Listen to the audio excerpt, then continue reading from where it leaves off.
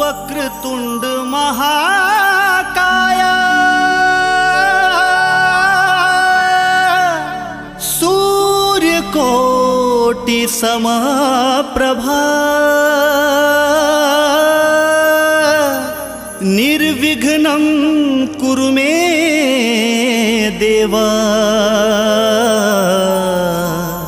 सर्वकार्येषु सर्वदा सर्वकार्येषु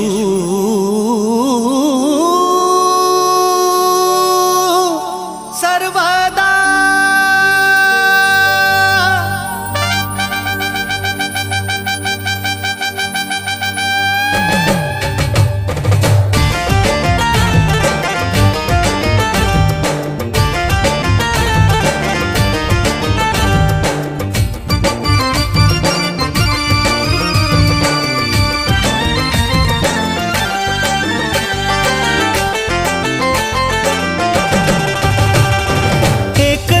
दयावंत चार भुजाधारी माथे तिलक सोहे मूसे की सवारी। हे गौरी के लाला तुर महिमा हवे भारी। हे विघ्न विनाशक हम आए तोरे द्वारे।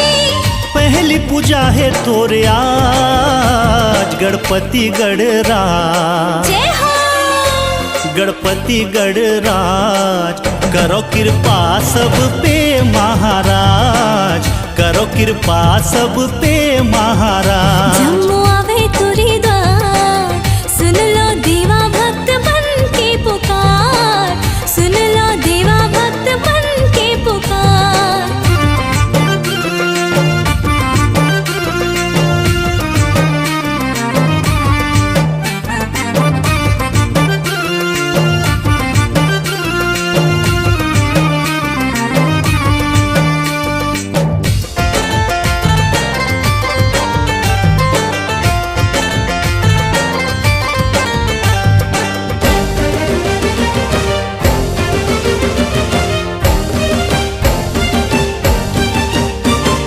रिद्धि सिद्धि के ते स्वामी शुभ लाभ के दाता।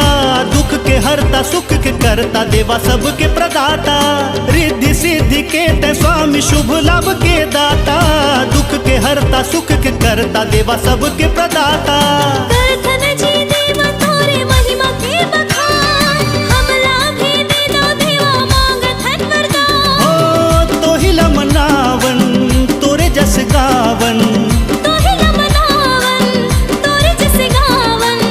आरती उतारन तोरे आज गणपति गणराज। जय हो गणपति गणराज करो कृपा सब पे महाराज करो कृपा सब पे महाराज। जम्मू आवे तुरी द्वार सुन लो देवा भक्त बन के पुकार।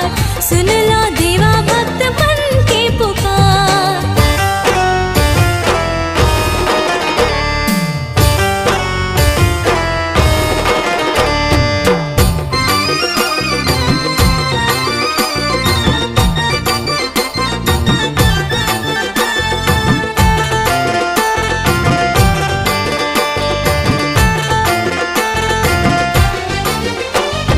चारों धाम माता पिता एला कहीं हा बताए। ऊही दिल बप्पा तैहा प्रथम पूजा पाए। चारों धाम माता पिता एला कहीं हा बताए।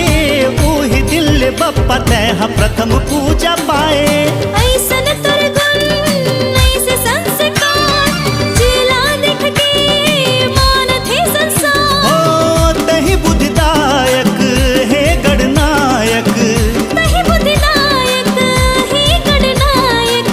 सिद्ध करो हमर काज गणपति गणराज। जय हो गणपति गणराज करो कृपा सब पे महाराज करो कृपा सब पे महाराज। जम्मू आवे तुरी द्वार सुन लो देवा भक्त बन के पुकार।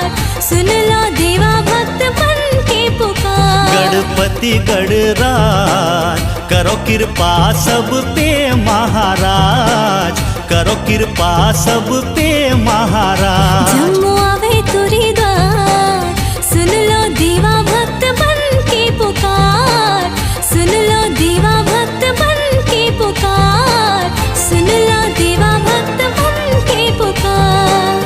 करो कृपा सब पे महाराज, सुन लो देवा भक्त बन के पुकार।